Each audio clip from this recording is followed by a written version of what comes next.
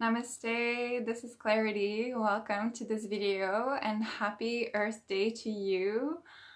This day where we're taking time to really honor the planet that we're living on, Mother Earth, and her beautiful energy, her grounding force, her nourishment, all the beautiful abundance that she provides to us in our life. Thank you, Pachamama. We honor you. And we can take this moment to really feel her energy into our body, into our breath, into our heart, and really send lots of love and gratitude to her. Thank you, Pachamama.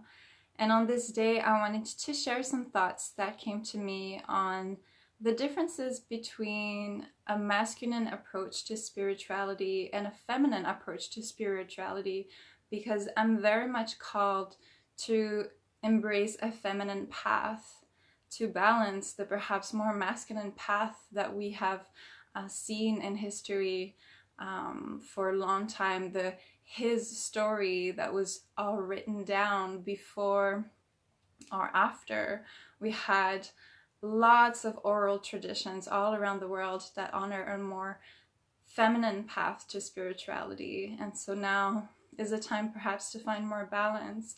And I want to honor both paths in this video, and I just want to clarify perhaps some of these differences. If you're on a spiritual path yourself and you're finding lots of different options nowadays, perhaps this will give you clarity on what is there out there for you, and what is it that you're really feeling called to, and in what way, and what it means, perhaps providing a greater context for those different paths and your own personal path to spirituality. So I'll start with the masculine path. So the masculine is typically a path of discipline and transcendence, meaning that we're looking to have control over our body, transcending the body's limitations, even the idea of transcending our mortality in finding spiritual connection is kind of an underlying thought, and I want to say almost incentive in the masculine path. And transcending the body, meaning also transcending the body's need, the emotional needs. I want to say the chemical reactions that we have from these emotions, really not reacting to them, simply observing, having that external gaze, that equanimous gaze onto our human experience, is very much part of the masculine path that we find in Buddhism, for example. Transcending food through fasting, transcending the body's sexual needs is very common in many spiritual traditions, to again gain control over our energy, over our body. I want to say transcending even the need for these kind of human relationships, to need a partner. So we see a lot of priests, a lot of monks choosing the celibate path, or having to commit to that path to really honor their spirituality. Transcending even, I want to say, the earth itself as it relates to the body, and very much the feminine. So in a lot of spiritual traditions that are more masculine, we see this this rejection of the feminine, woman seen as less pure, or a distraction from the spiritual path. And when it comes to Mother Earth, really seeing almost Mother Earth as this fallen place, where we're not directly connecting to her as a way to really live this spirituality, but more again transcending the physical place that is the earth to find spirituality. So it's almost this gaze upward to something more. We're looking up at something more than what we're experiencing here as a human being, or as a soul having a human experience. It's very much a path that is ascetic, meaning quite rigid, quite focused on simple living, disattachments. It can be strict, that goes with the discipline. It has very much a structure that is authoritative. So often the masculine path will have a teacher that is very much teaching outwardly, not so much receiving feedbacks from the students, and that is seen as a higher authority, perhaps directly connected to God, to the divine, and channeling from that place.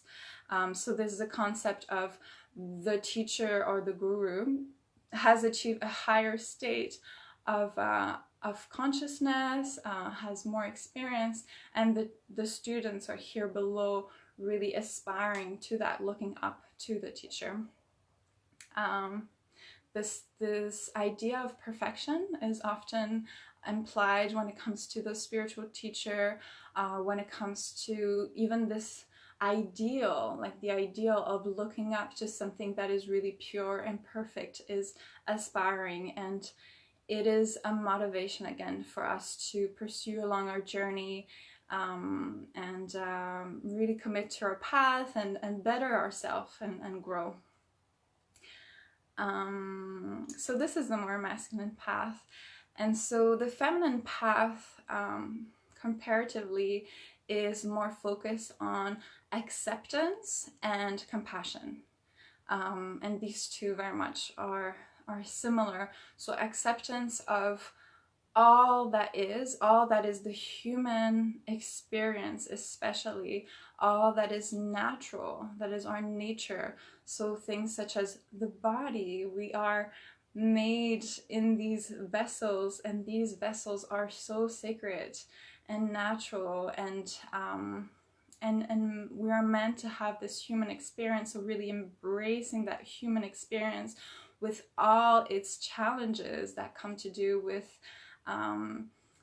body's needs, with relationship, with pain, like physical pain, emotional pain, etc. Really looking at the body again as sacred, the earth as sacred. All the shamanic traditions are very much part of that. The more feminine path, all of the indigenous traditions all around the world that really honor the earth, really seeing our sexuality as sacred. The idea of the Kundalini energy being our sexual energy, our creative energy, our life force energy, I want to say is universal, is not only found in the Hindu or the yoga tradition. It's really, the serpent has been worshipped for much, much longer as a symbol for the goddess. So it's really looking at that sexual energy as part of life, and of course the sexual expression that comes from that, the act of creating a baby, as extremely sacred. And I want to say mothers were that fertility of motherhood or of woman was one of the first things that was really worshipped in ancient traditions all over the world, because we're creating babies. It's a miracle. It's the most precious divine thing. So really those things of the human experience and the creation of a baby, first and foremost, as very sacred. The raising of the baby, the child into this world, the family, all of this really seeing as sacred and important, along with all our relationships. So instead of having this hierarchical structure, we're having really a face-to-face, I want to say equalitarian approach to spirituality, where everyone is a teacher and we really need each other to grow. And so we'll see someone as a reflection of ourselves, and we'll see them for their entire self, their light and their shadow, which is another aspect of the feminine path, really honoring the challenges, honoring the imperfection, I want to say, of human beings, and accept all of them. So seeing relationships as a means to better ourselves, to grow, to receive feedback, and to have this mutual exchange that will ultimately help us really grow, and I want to say ground, humble ourselves, really being reminded that we're a part of a collective, and just as much as we are an individual on our own.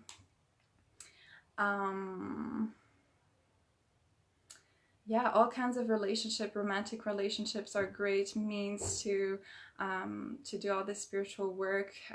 Our partners usually are so close to us, and we exchange all this sexual energy with them and this beautiful love with them. So they're definitely one of the primary ways that we can look at our spiritual path and see where we're at, and see what are the areas to work on together or separately. Our friends, and even at work, even seeing our work as something that is part of our spiritual journey, so being of service. And I think in a way that can be part of the masculine path, because is that transcending of the ego.